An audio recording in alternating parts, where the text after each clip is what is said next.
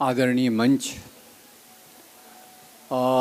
संत कबीर जयंती महोत्सव चंद्रपुर के सब दोस्त और मित्रों,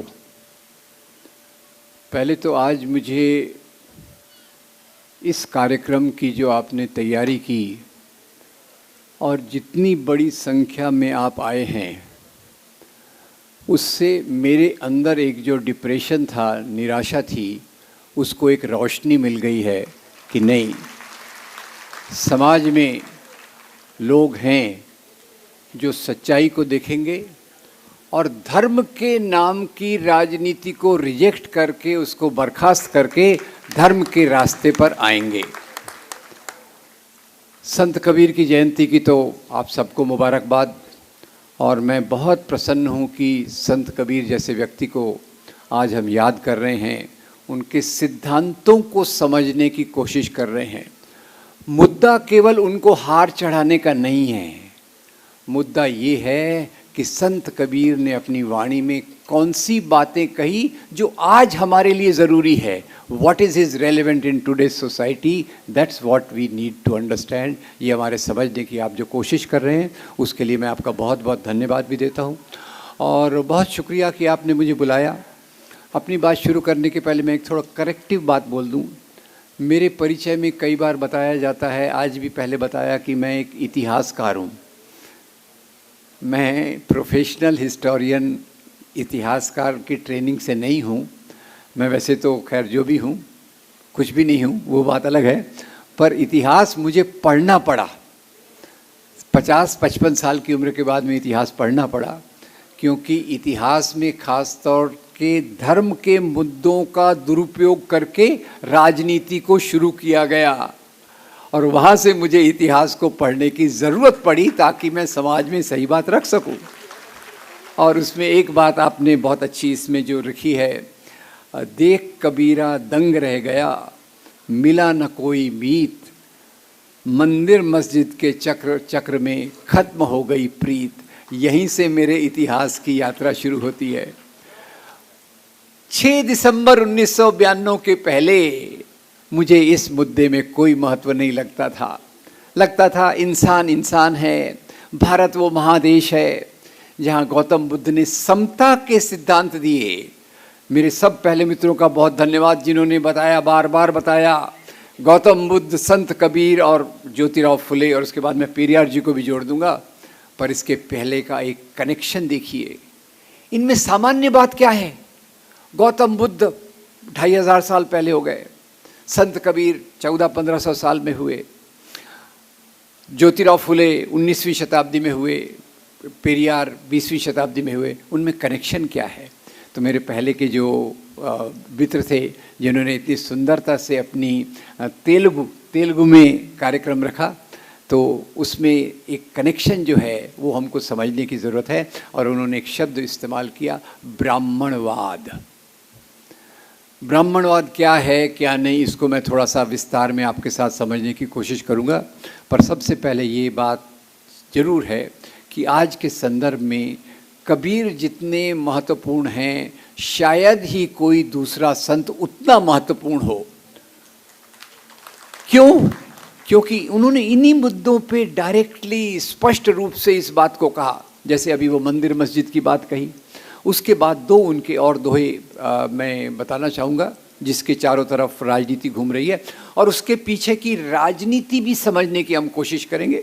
एक तो जो बाबरी मस्जिद को ढाया गया 6 दिसंबर 1992 को, तो उस समय मुझे याद आया कि वो इन्होंने बताया है तेलुगु में अभी, जो पाथर पूजन हरि मिले, जो पाथर पूजन हरि मिले तो मैं पूजूं पहाड़।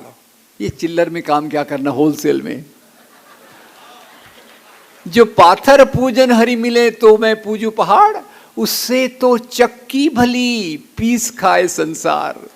तो हमारे बीच में चक्की और मंदिर के नाम की राजनीति का संघर्ष आज चल रहा है। सारांश में बताया जाए तो संत कबीर की सबसे बड़ी उपलब्धि है, वो बता रहे हैं कि हमारे जीवन में रोटी, कपड़ा, मकान, बिजली, सड़क, पानी, शिक्षा, स्वास्थ्य, नौकरी और हमारे अधिकार, उसका महत्व है। वो चक्की उसको प्रतिनिधित्व करती है।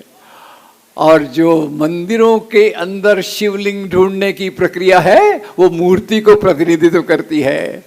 आप राजनीति के किस तरफ हैं, आप फैसला कर लीजिए। बघेल साहब ने हमें पूरा इशारा दे दिया हमारी राजनीति क्या होना चाहिए, पर संत कबीर इन दो बातों में हमारे सामने क्लियर कट ऑल्टरनेटिव रख देते हैं। और वो ऐसा नहीं है। संत कबीर के अगर आप संदर्भ देखें तो उस समय भी धर्म के नाम पर अंधविश्वास, याद रखिए, संत धर्म के नाम पर अंधविश्वास था और संत कबीर मजबूती से उनके खिलाफ डटे रहे। और आपको ये सुनकर हैरानी होगी, हैरानी नहीं, आप तो जानते भी होंगे, संत कबीर का विरोध करने वाले वो वर्ग के लोग थे। संत कबीर का विरोध करने वाले कौन से वर्ग के लोग थे? जिसको महाराष्ट्र में शेठ जी भट्ट जी कहते हैं। क्योंकि संत कबीर ने जो बातें की वो व्यवस्था पे चोट की, गैर बराबरी पर चोट की। और जो मजहब के नाम से एक तरफ मुस्लिम धर्म गुरु, एक तरफ हिंदू धर्म गुरु जो नफरत फैलाते थे, जो समाज में असंतोष था, उसके जवाब में संत कबीर ने लिख दिया, पोथी पढ़ पढ़ जगमुआ, पोथी पढ़ पढ़ जगमुआ, पंडित भया न कोय, ढाई आखर प्रेम के पढ़े सो पंडित होए। और ये इतने प्यारे दोहे हैं जिसको मैं लगातार समझने की कोशिश करता हूँ। और इसीलिए शायद हमारे महाराष्ट्र के महान शिक्षक साने गुरुजी ने इसी को अपने मराठी की एक प्यारी प्रार्थना में रखा है। कौन सा है? खरा तो जगाला, खरा तो एकची धर्म जगाला प्रेम अर्पावे। और जो समाज में प्रेम फैलाता है वो धर्म है, और जो नफरत फैलाता है वो राजनीति है। सभी की राजनीति नहीं, कुछ लोगों की राजनीति है जो नफरत फैला के, दंगे करवा के, पावर में आके संविधान को खत्म करने की बातें करते हैं। बघेल जी, ये मेरी समझ है, ये आज जो संविधान को खत्म करने का खतरा आ गया है वो एक कदम में नहीं आया, लंबी यात्रा चली, लंबी यात्रा चली। हिंदू वर्सेस मुसलमान की यात्रा चलाई गई, चली नहीं। वास्तव में तो हिंदू मुसलमान यहाँ की संस्कृति के दो इतने मजबूत सिरे हैं कि उसके बगैर आप भारत के समाज की कल्पना कर ही नहीं सकते। जिस मध्ययुगीन काल को आज आलोचना करते हैं, औरंगजेब इतना खराब था, मुगल राजा इतने खराब थे, ये सब इतने थे, होगा राजा अच्छे भी होते थे, बुरे भी होते थे। और यहाँ एक बात लगे हाथ लगा दूं कि अमर्त्य सेन का एक वाक्य याद रखिएगा। अमर्त्य सेन नोबेल लॉरिएट लिखते हैं, भारत के दो महान सम्राट हो गए हैं, एक का नाम अशोक, दूसरे का नाम अकबर, और दोनों गैर हिंदू यानी गैर ब्राह्मणवादी परंपरा वाले। खैर उस बात पर भी हम सोचने की कोशिश करेंगे। तो खैर ये जो हिंदू मुसलमान का सवाल है, डायरेक्ट मैं उस पर आता हूँ। संत कबीर ने उसको अपनी इतनी शक्तिशाली कलम, याद रखिए शक्तिशाली कलम, अगर उस समय नोबेल प्राइज होता तो संत कबीर को शांति के लिए तो नोबेल प्राइज मिलता, साहित्य के लिए भी मिलता। मैं एक ज़माने में जब आपके शहर के करीब नागपुर में पढ़ा, उस समय मैं साहित्य में भी थोड़ी रुचि रखता था। आजकल तो खैर वक्त नहीं है, आजकल कुछ दूसरी चीज़ों ने परेशान कर रखा है। तो साहित्य में भी संत कबीर की जो पकड़ है उसका कोई जवाब नहीं है। वो भाषा को नचाते हैं, जो बात उनको कहनी है इतनी आसानी से कहते हैं, दिल से कहते हैं और दिल तक वो पहुंचती है और उसका प्रभाव होता है उनका साहित्य। और जहाँ तक राजनीति का सवाल है, हम कोई भी राजनीति से ऊपर नहीं है। केवल चुनाव लड़ना ही राजनीति नहीं होता। एक समाज में प्रगतिशील मूल्यों को प्रस्थापित करना भी राजनीति होता है। और संत कबीर उस समय इसी राजनीति को लेकर चले। अब आज देखिए मैं कुछ कंटेम्प्ररी बातें कहता हूँ। संतों को तो खैर, मैं महाराष्ट्र में भी संतों की बहुत परंपरा रही है। तुकाराम, नामदेव, मुसलमानों में भी संत, इस्लाम में भी संत की परंपरा रही है। निज़ामुद्दीन औलिया, ख्वाजा गरीब नवाज और बहुत सारे। एक बात याद रखिएगा कि संतों को मानने वाले, संत कबीर को मानने वाले हिंदू भी थे, मुसलमान भी थे। Right wrong? सूफी संत की दरगाह पर जाने वाले हिंदू भी होते हैं, मुसलमान। Right wrong? संत और धर्मगुरु में फर्क कीजिए, संत और धर्मगुरु में फर्क कीजिए। संत वो होता है जो प्यार की बातों के आधार पे समाज को जोड़ता है, और धर्मगुरु वो होता है जो खुद की सत्ता के लिए, उसके जिससे जो जुड़ा है उसकी सत्ता के लिए समाज में अस करायसा तस करायसा ही अस अस्ते ते तस अस्ते कर्म कांड में फंसाकर वो चलता है। तो वहीं से मैं बात करता हूँ। आज भी, आज तो एक भारतीय समाज में तो एक नया प्रकरण है, नया प्रकरण है। कुछ साधु बाबा लोग इसी राजनीति के जिसकी आलोचना बघेल जी कर रहे थे, उसी आलोचना के पीछे उसके साथ जुड़े हुए हैं। आपको पता होगा अभी रुपया नीचे जा रहा है कि ऊपर जा रहा है? घसर रहा है ना, है ना। तो इसलिए किसी ने कहा अच्छा है मेरा अंडरवियर डॉलर है, नहीं तो प्रॉब्लम हो जाता।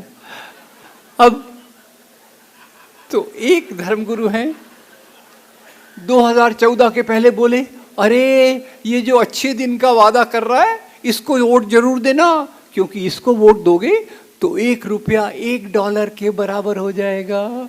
और उसके नाम के आगे एक नहीं दो श्री लगे हुए हैं। मैं तो खैर कई बार एक श्री लगता है तो भी मुझे खराब लगता है, हम श्री के लायक कहाँ है, उनके नाम के सामने दो श्री लगे हैं। बोले ₹1 के बराबर हो जाएगा। अच्छा, फिर एक आंदोलन चला, उसके साथ भी खड़े हुए। फिर एक और व्यक्ति हैं, वो आजकल जेल में हैं, पता होगा आपको। वो एक मैंने क्लिप देखा था, हमारे वो महामहिम प्रधानमंत्री जी उनके आश्रम में गए, बोले आसाराम बापू के आश्रम में आके मुझे बहुत शांति मिलती है। ये हमारे आज के तथा कथित धर्मगुरु, उनको क्या कहना मुझे पता नहीं, कोई हो गए अपनी हाथ से राख निकालते थे और बोलते थे ये मैं जादू है मेरे हाथ में। अरे पीसी सरकार उससे अच्छा जादू करता है। अब ये जादू दिखाना कोई धर्म नहीं होता। धर्म केवल एक ही चीज होती है, इंसान के मन में समाज के लिए प्यार के बोल पैदा करना। कोई जादू कर रहा है, कोई व्यापार कर रहा है। अब दूसरा आ गया, अब उसने बोला, आजकल अभी तो खैर मेरी पत्नी डॉक्टर है, उसके बारे में भी बताऊंगा थोड़ा सा। वो जाती है हॉस्पिटल, क्लिनिक जाती है, रोज रोती है, अरे क्या पेट्रोल महंगा हो गया, पेट्रोल महंगा हो गया। मैंने कहा क्यों महंगा हो गया? वो तो आप जान रहे हो। पर बोले ये 2014 के चुनाव के पहले एक दूसरे बाबा हैं जो पहले कसरत सिखाते थे। उन्होंने बोला कसरत में तो प्रॉफिट है, पर शायद व्यापार में और भी ज़्यादा प्रॉफिट है, और सत्ता के साथ मिलकर व्यापार किया जाए तो प्रॉफिट ही प्रॉफिट है। तो उन्होंने कहा कि भाई पेट्रोल आप 60-70-75 रुपए लीटर लेते हो, तो आपको 75 रुपए लीटर चाहिए कि दूसरी सरकार आएगी आपको 40 रुपए लीटर देगी। थैंक यू बाबा जी। अभी उन्होंने से किसी ने पूछा, बाबा आपका क्या हो गया, आप तो 40 रुपए का पेट्रोल दिलवाने वाले थे। तो पत्रकार पे ही गुस्सा हो गए। खैर, एक दूसरा, हमारे समाज में आज अंधविश्वास कितना बढ़ रहा है, उसके लिए मैं अपने 4 दोस्तों को याद करता हूँ। 3 को तो निजी रूप से जानता हूँ, चौथे के बारे में पढ़ता था। एक डॉक्टर दाभोलकर, याद रखिए, डॉक्टर दाभोलकर महाराष्ट्र के सबसे बड़े अंधश्रद्धा के खिलाफ काम करने वाले व्यक्ति। कॉमरेड गोविंद पानसरे, शिवाजी कौन होता? अगर आपने नहीं पढ़ी तो आप शिवाजी को नहीं जानते, ये मेरा दावा है। शिवाजी कौन होता? गोविंद पानसरे, उनका मर्डर हुआ। फिर गौरी लंकेश भी मेरी अच्छी पहचान की थी, मेरी एक किताब का उन्होंने कर्नाटक में पब्लिकेशन भी किया था, गौरी लंकेश। तीनों को मारा गया। क्यों? वो तर्क की बात करते थे, विवेक की बात करते थे। और याद रखिए, ये जो तीनों गुरुओं की बात करते हैं और पेरियार रामास्वामी नायकर की बात करते हैं, जो भी लोग सामाजिक परिवर्तन की बात करते हैं वो तर्क, रीजन, साइंटिफिक थिंकिंग की बात करते हैं। और जो समाज को पिछड़ा रखना चाहते हैं वो अलग अलग आवरण, कोई श्री बनकर, कोई बाबा बनकर, कोई और संत बनकर, वो समाज को श्रद्धा और अंधश्रद्धा के दायरे में ढकेलना चाहता है।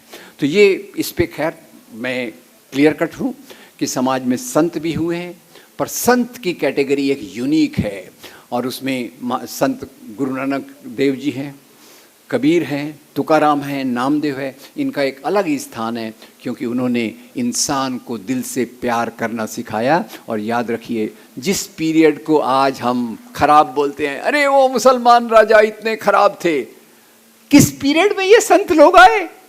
भक्ति परंपरा, सूफी परंपरा किस पीरियड में विकसित हुई? जब वही मुसलमान राजा सत्ता में थे। उन्होंने बाकी कितने भी अत्याचार किए होंगे, अगर उनके ज़माने में संत कबीर हुए तो मैं उस संत कबीर के आदर के लिए उस समय का भी आदर करूंगा कि वो एक ऐसा समय था जिसने भक्ति परंपरा को विकसित किया, सूफी परंपरा भारत में चली, और ये दो भारत की महान विरासतें हैं। खैर, अब आज राजनीति में धर्म के लिए लोग कई बार, खैर आप भी व्हाट्सएप ग्रुप में होंगे, फैमिली व्हाट्सएप ग्रुप में होंगे। उस दिन मैं एक प्रोफेसर्स की मीटिंग में कुछ बोल रहा था, वो ओरिएंटेशन कोर्स था, तो एक प्रोफेसर ने फ्रैंकली बोला, हमारे फैमिली फेस ग्रुप में आपको सबसे, you are the third most hated person. मैंने कहा ठीक है भैया, थैंक यू वेरी मच, क्योंकि मैं खुद के परिवार में तो मोस्ट हेटेड पर्सन हूँ, क्योंकि मैं सच्ची बात बोलता हूँ। अब ये सब चीज़ें चल रही हैं, तो खैर ये जो चल रहा है हिंदू मुस्लिम का, पहले हम समझ लें, क्या हिंदू मुस्लिम लड़ते रहे थे? संत कबीर ने जिसके मर्म को पकड़ा कि लड़ते जो थे वो राजा थे, लड़ते थे जो वो सत्ता और संपत्ति के लिए लड़ते थे। इस बात को पहले मैं करता हूँ और उसके बाद उसके पीछे भी थोड़ा जाना चाहूँगा। अब देखिए, अभी राजस्थान में वो सरकार आ गई ना, कमल के फूल वाली आई थी बीच में एक बार, तो उन्होंने क्या किया, किताबों को बदल दिया। किताबों में मैंने जो बचपन में पढ़ा था कि हल्दी घाटी की लड़ाई में अकबर और राणा प्रताप की लड़ाई हुई, आप में से कुछ लोगों को पता होगा, अकबर राणा प्रताप, और उसमें हमने पढ़ा था भाई अकबर जीत गया, राणा प्रताप हार गया। पर उन्होंने वो जो उनके शिक्षा मंत्री थे, उन्होंने बोला एक हिंदू राजा कैसे हार सकता है मुसलमान से, हम तो हिंदुत्व की राजनीति वाले हैं, किताब बदल दिया। बोले राणा प्रताप जीत गए थे, अकबर हार गए।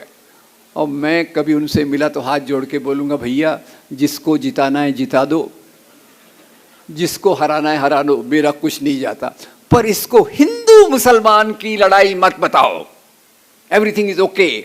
क्योंकि ये हिंदू मुसलमान की लड़ाई नहीं थी। हल्दी घाटी के मैदान में राजस्थान में एक तरफ अकबर की फौज है, दूसरी तरफ राणा प्रताप की फौज है, और अकबर की फौज को जब मैं देखता हूँ तो अकबर खुद उसमें नहीं है। अकबर के बदले कौन है? राजा मान सिंह। तो अकबर की फौज में केवल मुसलमान है या हिंदू मुसलमान दोनों हैं? बताइए, दोनों हैं। राणा प्रताप जी को देखता हूँ तो उनके दो बड़े सेनापति हैं, एक का नाम है राम सिंह और दूसरे का नाम है हकीम खान सूर। तो बताइए, राणा प्रताप की सेना में केवल हिंदू हैं या हिंदू मुसलमान दोनों हैं? दोनों तरफ हिंदू हैं, यस नो? दोनों तरफ मुसलमान है? ये हिंदू मुसलमान की लड़ाई है कि दो राजाओं की लड़ाई है? और हम छाती पीटते रहते, मुसलमान राजा, हिंदू राजा वगैरह वगैरह। अपना थोड़ा छत्रपति शिवाजी महाराज पे आ जाए। वो जो अमार्त्य सेन की लिस्ट है ना 2 महान राजाओं की, उसमें मेरी इच्छा होती है एक तीसरा राजा जोड़ दूं, और उनका नाम है छत्रपति शिवाजी महाराज। पर मुश्किल ये है, छत्रपति शिवाजी महाराज को मुस्लिम विरोधी राजा बताने की कोशिश की जाती है। औरंगज़ेब, अफजल खान, उनसे लड़ाई हुई। अब तो पहले मैं अफजल खान की लड़ाई पे ले जाता हूँ। अफजल खान की लड़ाई को हम समझते हैं। अफजल खान बीजापुर के नरेश की तरफ से आया, चालाकी से आया। बोले शिवाजी, शिवा बोलता था उनको, शिवा अपन लड़ाई नहीं करते, आप आ जाओ, हम लोग शांति से बात कर लेंगे और समझौता कर लेंगे। अब शांति की बात किसको अच्छी नहीं लगेगी? सबको अच्छी लगेगी। महाराज ने बोला, मैं थोड़ा कहानी बना के बता रहा हूँ सच्चाई को। महाराज ने बोला ओके। तो महाराज जाने और बोले एक है, हथियार साथ में मत लाना। शिवाजी ने बोला ओके। शिवाजी जाने वाले थे, तभी उनके एक बॉडीगार्ड ने बोला, महाराज आप कहाँ जा रहे हो? अफजल खान को मिलने। हथियार कहाँ हैं? हथियार नहीं ले जाऊंगा क्योंकि हमारी समझौता हुआ है। तो बोले महाराज ये बताओ आपकी हाइट कितनी है? महाराज ने कहा होगा 5 फुट 6 इंच। अफजल खान की हाइट कितनी है? 6 फुट से ज़्यादा। आपका बॉडी साइज क्या है? आपको समझ रहा ना मेरा बॉडी साइज क्या है? समझ गया ना आपको? महाराज का बॉडी साइज मीडियम। बोले अफजल खान का बॉडी साइज क्या है? अगर उसको रेडीमेड शर्ट आज के समय गिफ्ट देना होगा तो कौन सा साइज का शर्ट देंगे? XXL से चौथा मिल गया तो और अच्छा। तो बोले महाराज वो बॉडी में आपसे ज्यादा, हाइट में आपसे ज्यादा, वो तो बिना हथियार के आपका मर्डर कर सकता है। भोले मत बनो, ये गुप्त हथियार साथ में लेकर जाओ। अपन काय म्हणतो याला? वाघनख। और उस व्यक्ति का नाम था रुस्तमे जमान। शिवाजी महाराज को जो लेता है बोलता है कि ये लेके जाओ, उसका नाम है रुस्तमे जमान। महाराज ने वाघनख लिया, गए, तंबू पे बैठा था वो, जोर से वो चिल्लाया शिवा शिवा। अफजल खान चिल्लाया और जाके महाराज के गर्दन पे हाथ रख दिया। महाराज ने वाघनख निकाला, उसके पेट में डाला, फ्लैट। और अफजल खान की तरफ से शिवाजी पे जो अटैक करने आया उसका नाम था Krishnaji Bhaskar Kulkarni. Thank you very much. Hindu कहाँ मुसलमान का, आई डोंट नो। सत्ता के सवाल को धर्म के आधार पे बदलने का काम जो है शुरू करवाया वो अंग्रेजों ने शुरू करवाया। 1857 की लड़ाई आपको याद होगी। चिंगारी किसने लगाई? मंगल पांडे। लीडर कौन बना? बहादुर शाह जफर। बहादुर शाह जफर के साथी कौन थे? तात्या साहब टोपे, नाना साहब पेशवा, झांसी की रानी। हिंदू मुसलमान मिलकर अंग्रेजों के खिलाफ लड़े। अंग्रेजों की सत्ता डगमगा गई। उन्होंने कहा अगर हमको यहाँ राज करना है तो कौन सी नीति लगाना पड़ेगा? फूट डालो और राज करो, डिवाइड एंड रूल। इसलिए उन्होंने इतिहास को राजा के धर्म के चश्मे से प्रस्तुत कर दिया। History presented through the eyes of king, religion of the king. अब राजा क्यों याद राज्य करता है? सत्ता के लिए। अब इसीलिए मुझे फिर से सम्राट अशोक की याद आती है। कहा गया अरे ये मुसलमान राजा, अभी वो है ना जो आपके शहर के ही हैं, आपने ही उनको दिया है, नागपुर में हेड ऑफिस में रहते हैं, पहचान लीजिए। बोले इस्लाम जो आया 11वीं शताब्दी के बाद मुस्लिम आक्रांताओं एग्रेसर्स के थ्रू आया। मुस्लिम राजा आक्रांता थे तो आर्य कौन थे? आर्य आए, मुसलमान राजाओं ने आक्रमण किया। आर्य भी आए थे, मुसलमान भी आए थे, कोई फ्री फॉर ऑल था। कोई वीसा पासपोर्ट लगता था कि आपको? दुनिया सबकी है, सबे भूमि गोपाल की, विनोबा भावे कह गए। उस समय यही बात थी। तो खैर अब ये जब बात कही उन्होंने तो मुझे लगा, याद आया कि भारत में इस्लाम कैसे आया। थोड़ा सा जनरल नॉलेज कभी आपको मिले, आपके चंद्रपुर में तो आते रहते हैं ना, तो उनको बता देना। इस्लाम भारत में 11वीं शताब्दी में नहीं आया, ये यहाँ आया 7वीं शताब्दी में केरल के मलाबार तट पर राजाओं के माध्यम से। गलत, राजाओं के माध्यम से नहीं आया। अरब देशों से व्यापारी आते थे, वहाँ का सामान लाके यहाँ बेचते थे, यहाँ के मसाले ले जाकर वहाँ बेचते थे, और इस कारण लोगों का मेल जोल हुआ और यहाँ इस्लाम धर्म फैला। पर अंग्रेज़ों ने और उन्होंने पॉपुलर कराया। मुसलमान राजा घोड़े पर बैठ कर आए, ठीक है, उनके एक हाथ में तलवार थी, एक हाथ में कुरान थी। उन्होंने लोगों को तलवार से डराया कि ये कुरान को स्वीकार करो नहीं तो हम तुमको ख़त्म कर देंगे। अब मैं एक कॉलेज में गया था, स्टूडेंट्स थोड़े ज़्यादा स्मार्ट थे। जैसे ही मैंने ये बोला 3-4 लड़के लड़कियां खड़े हो गए। बोले सर अगर राजा के एक मुसलमान राजा के एक हाथ में तलवार है, एक हाथ में कुरान है, तो घोड़े की लगाम कौन संभालेगा? मैंने कहा आई डोंट नो बाबा। पर क्या राजा धर्म का प्रचार प्रसार करते थे? Not at all. अपने दुश्मन राजा का अपमान करने के लिए कई बार वो इंडिविजुअल लेवल पे दुश्मन राजा से बदला लेते थे, जिससे उनकी प्रतिद्वंद्विता थी। पर आम जनता में, आम लोगों में जो इस्लाम फैला वो सूफी संतों के माध्यम से फैला। और या मैं आपको कोट कर दूं, मेरी कई किताबों में मैंने इसको लिखा है। स्वामी विवेकानंद अपनी संकलित रचनाओं में लिखते हैं, ये कहना बिल्कुल गलत है कि इस्लाम यहाँ तलवार की नोक पर फैला। कौन कह रहा है? स्वामी विवेकानंद। ये कहना बिल्कुल गलत है कि इस्लाम यहाँ तलवार की नोक पर फैला। वर्ण व्यवस्था के अत्याचार से बचने के लिए कई लोगों ने इस्लाम धर्म को कबूल किया। अब राम सिंह जी आए थे मुझे लेने, राम राम नाम है तो थोड़ी दोस्ती ज़्यादा ही हो गई। थोड़ा सिख धर्म के बारे में बता दूं। आपको पता है गोल्डन टेम्पल, सिखों का सबसे पवित्र टेम्पल, उसकी नींव किससे रखवाई गई थी? नींव रखवाई गई थी मियाँ मीर से, मियाँ मीर से। और गुरु ग्रंथ साहब में उन्होंने मुझे बताया एग्जैक्टली कबीर साहब के कितने दोहे हैं, पर इतना भी बता देता हूँ, इसी गुरु ग्रंथ साहब में जो अच्छी अच्छी प्यारे प्यारी उपदेशों का संकलन है, उसमें बाबा फरीद की रचनाएं भी हैं, सूफी संतों की रचनाएं भी हैं। और इस बात पर है, जहाँ से प्यार मिले, जहाँ से अच्छी बात मिले, उसको स्वीकार करें, जो हमारे वेदों में भी है, वेदों में भी है। आ नो भद्रा क्रतवो यंतु विश्वतः। तो ये जो मेल जोल आजकल हमको नहीं दिखाते, उसी के कारण कबीर को भी छुपाना चाहते हैं।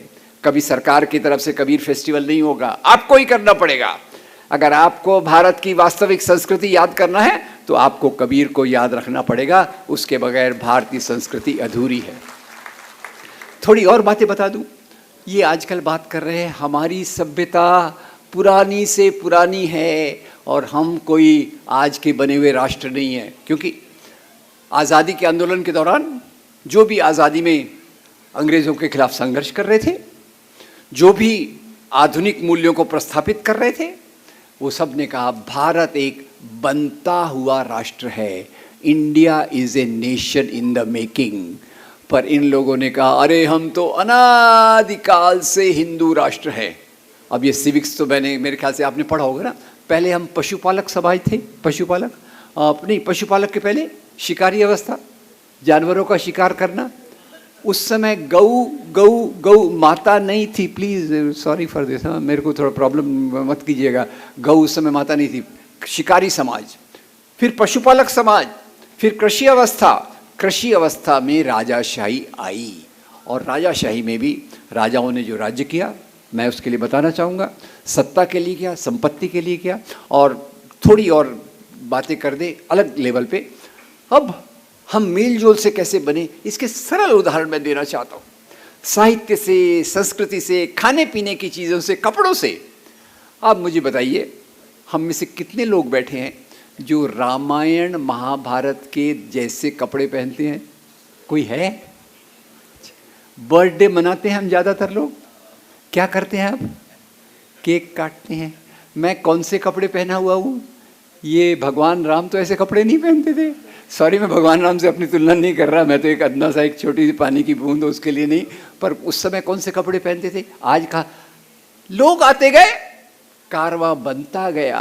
आपकी अच्छी बात को मैं ले रहा हूँ, मेरी अच्छी बात को आप ले रहे हैं, एक दूसरे के मेल जोल से। एक हमारे बम्बई में खाने पीने की प्यारी सी चीज़ मिलती है, सस्ती भी रहती है, लोगों को अच्छी भी लगती है, पेट भी भर जाता है।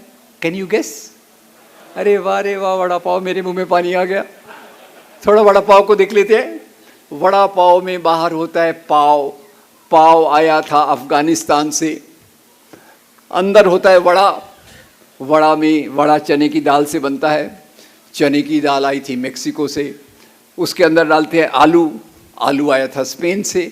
और उसके अंदर स्वाद के लिए डालते हैं जिंजर, अदरक, आला कुठुन आला, जहाँ से आजकल सभी चीज़ें आ रही हैं, ओरिजिनल डुप्लीकेट दोनों। अरे वाह रे वाह, चाइना का जवाब से। खैर, चाइना ने अपनी ज़मीन ऑक्यूपाई करके रखी है, उसको भूल जाइए, क्योंकि 56 इंच वाला सत्ता पे है, वो सब संभाल लेगा। अब ये मेलजोल, और ये मेलजोल की उच्चतम बातें तो हमारे साहित्य में मिलती है, संगीत में मिलती हैं। अभी वाराणसी में वो हुआ था ना, काशी कॉरिडोर का उद्घाटन। तो उस दिन मैं बड़ा मुझे एक अजीब फीलिंग आ रही थी। एक तरफ तकलीफ़ भी हो रही थी और एक तरफ मन प्रसन्न भी हो रहा था। प्रसन्न क्यों हो रहा था? उस दिन हमारे प्राइम मिनिस्टर ने 5 बार कपड़े पहने,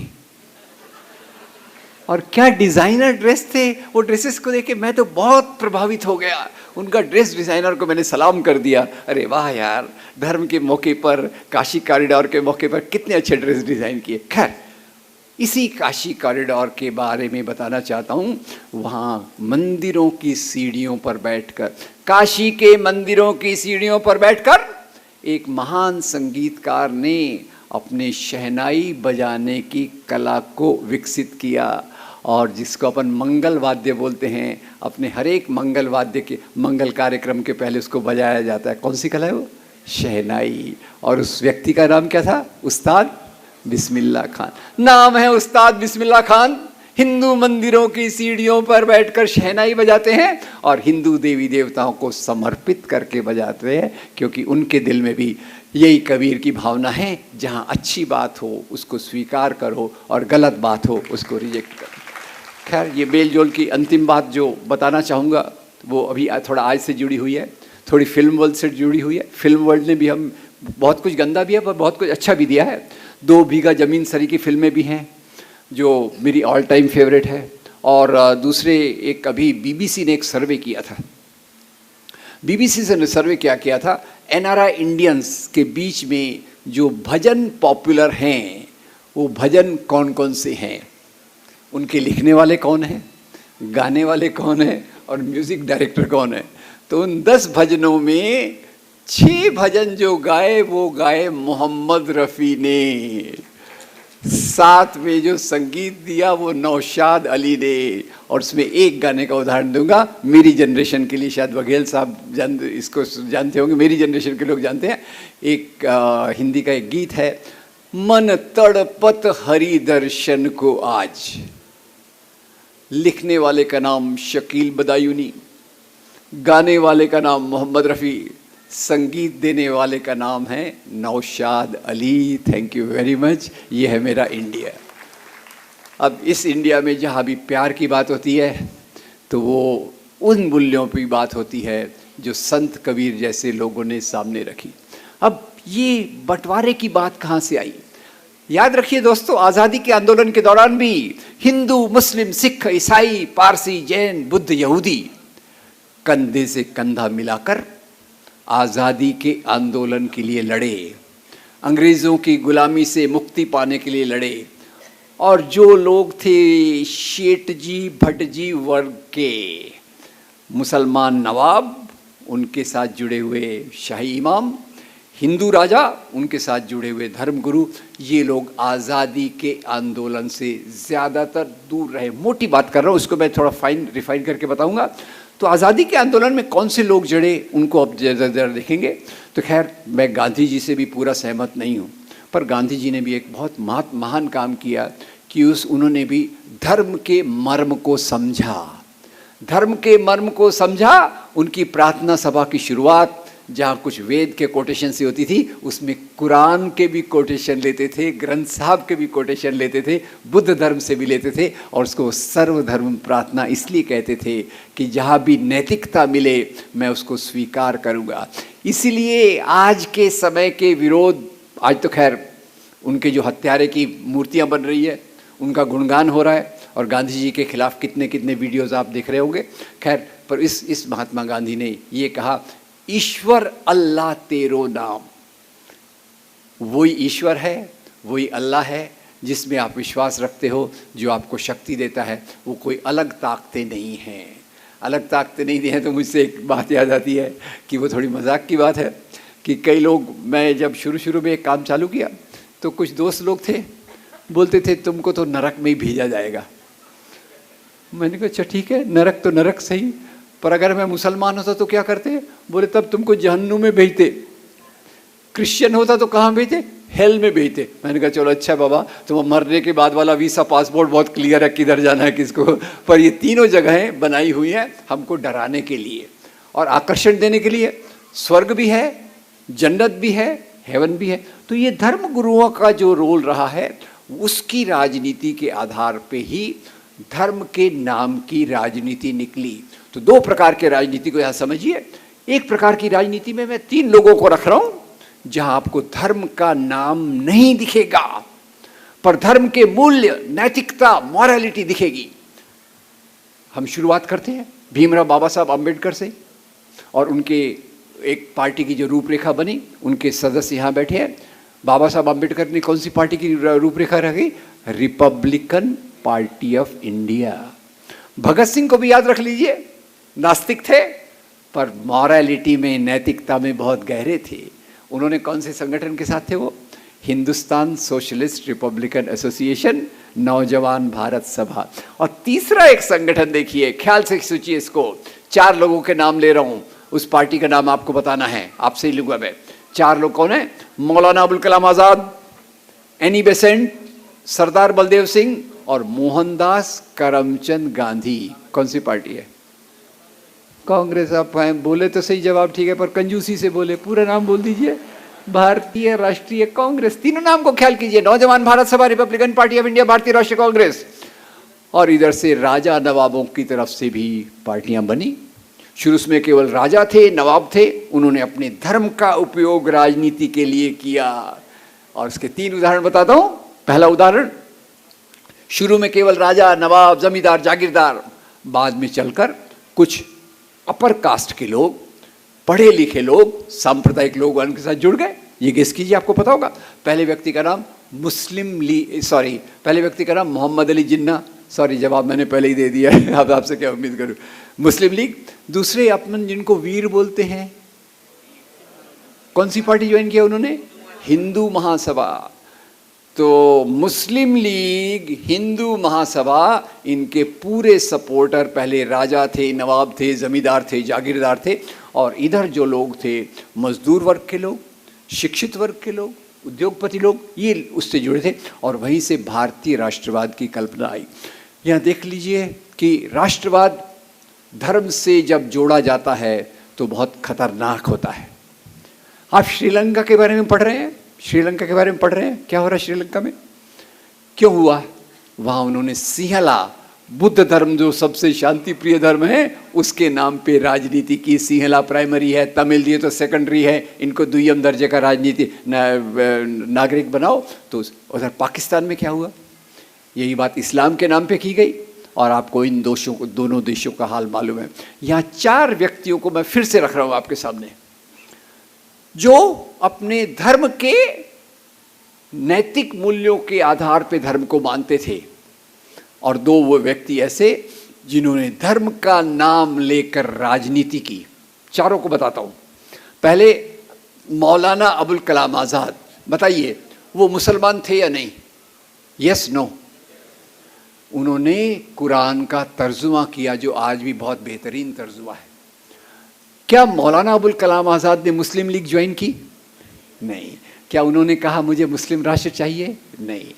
और मैं अगर मान लो उस समय में होता, टाइम मशीन के थ्रू एक पत्रकार के रूप में मौलाना अबुल कलाम आज़ाद का मैं इंटरव्यू ले रहा हूँ, मैं उनको पूछ रहा हूँ, मौलाना साहब आप तो इतने अच्छे मुसलमान हैं, आप मुस्लिम लीग क्यों नहीं ज्वाइन करते?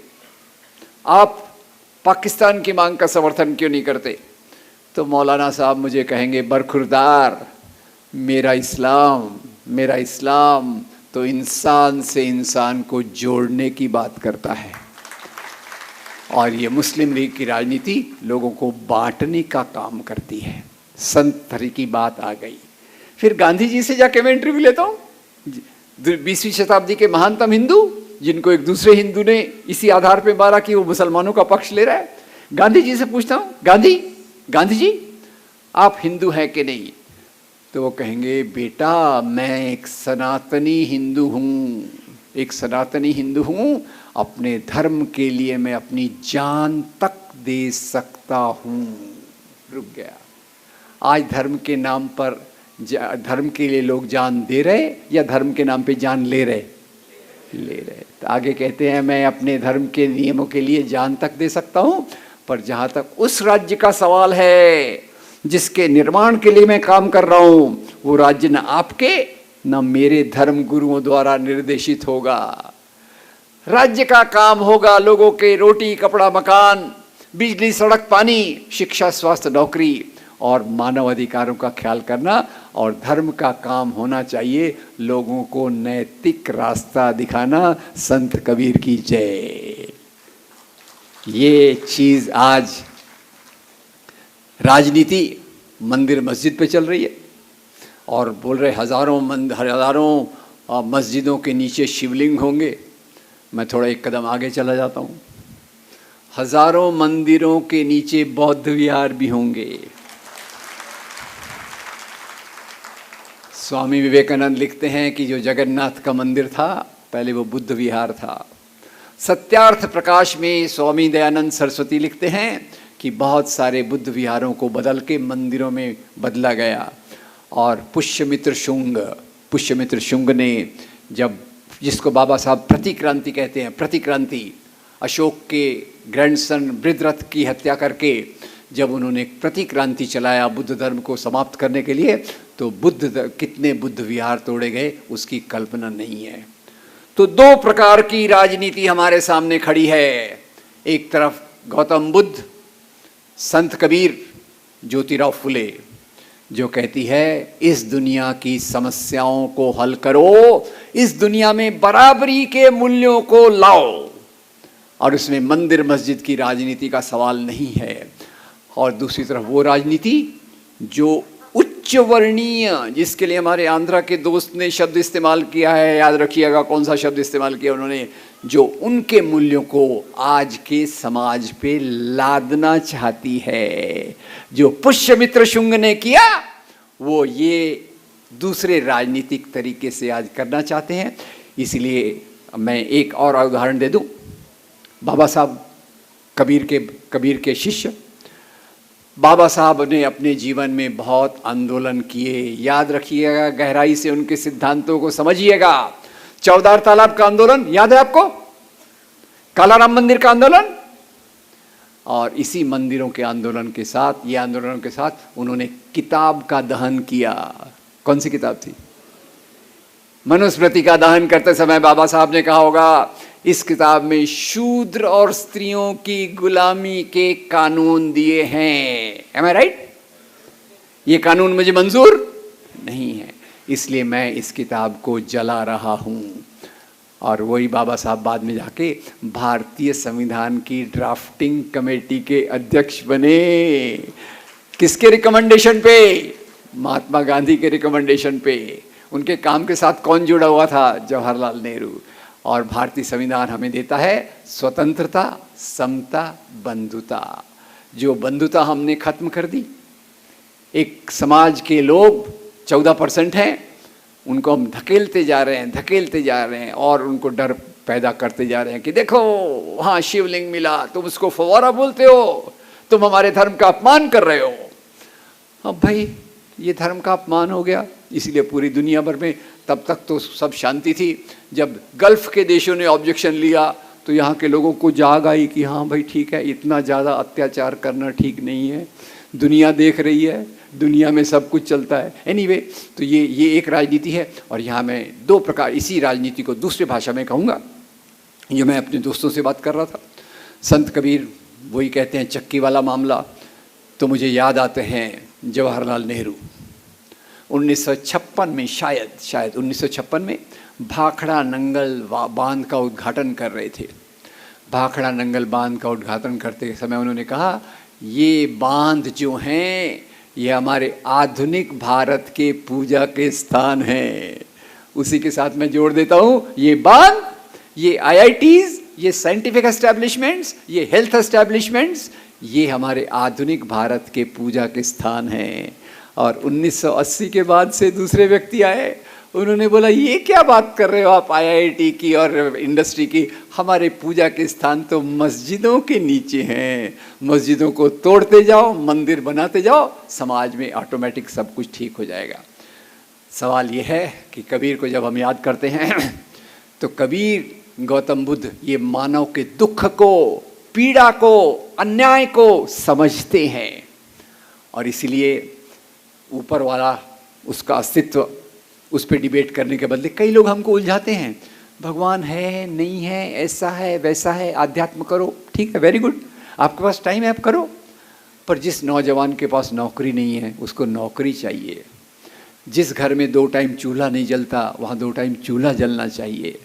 इसलिए संत कबीर उसके बारे में भी कहते हैं, साईं इतना दीजिए जामे कुटुंब समाए, मैं भी भूखा न रहूं, साधु भी भूखा न जाए। यानी मुझे कम से कम इतना तो मिलना चाहिए कि मेरा अपना जीवन चल सके।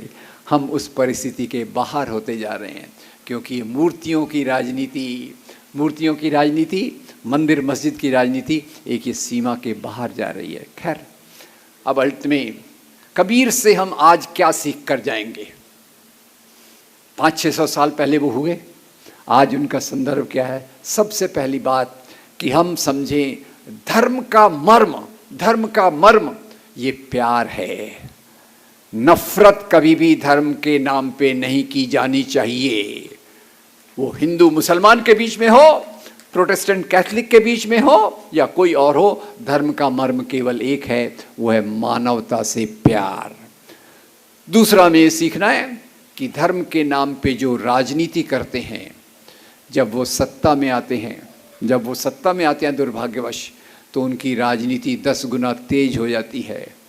एक मस्जिद को तोड़कर पेट नहीं भरता, फिर बोलते हैं दो और के बाद और 1000 मस्जिदों की लिस्ट खड़ी कर देंगे, और हमारा ध्यान उन बातों से हटक जाएगा कि भारत गरीबी के इंडेक्स में नीचे गिर रहा है, स्वास्थ्य के इंडेक्स में नीचे गिर रहा है, लोकतंत्र के इंडेक्स में नीचे गिर रहा है। जो भी मानक होते हैं सभ्य समाज के, विकसित होने वाले समाज के, उसमें हम नीचे गिर रहे हैं। कहीं ऊपर जा रहे हैं तो नफरत के इंडेक्स में ऊपर जा रहे हैं, और ये नफरत दुर्भाग्यवश धर्म के नाम पर है। और वहीं संत कबीर की मूल्यों को हमको याद रखना चाहिए। धर्म के नाम पे जो राजनीति करे वो हमको कभी भी स्वीकार्य नहीं होना चाहिए। वो इस्लाम के नाम पे करे, बुद्ध धर्म के नाम पे करे, या हिंदू धर्म के नाम पे करे, या क्रिश्चियन धर्म के नाम पे करे, धर्म के नाम की राजनीति का हमारे से कोई लेना देना नहीं है। हमारे राजनीति के मुद्दे होना चाहिए डिग्निटी और हमारी समाज की ज़रूरतें। तो खैर, आज हम बहुत कठिन मोड में हैं। मैं आपको फिर से मुबारकबाद देता हूँ कि आपने कबीर जी का सोचा, कबीर साहब का सोचा, जिनकी प्रतिभा का वर्णन करने में हज़ारों ग्रंथ लिखे गए। जिन्होंने खुद कभी पीएचडी नहीं की होगी, उन पे सैकड़ों पीएचडी होंगी, I am very sure about it. और उनके बारे में आपने सोचा, पर उनके थोड़ा मूल्यों को भी याद रखिए।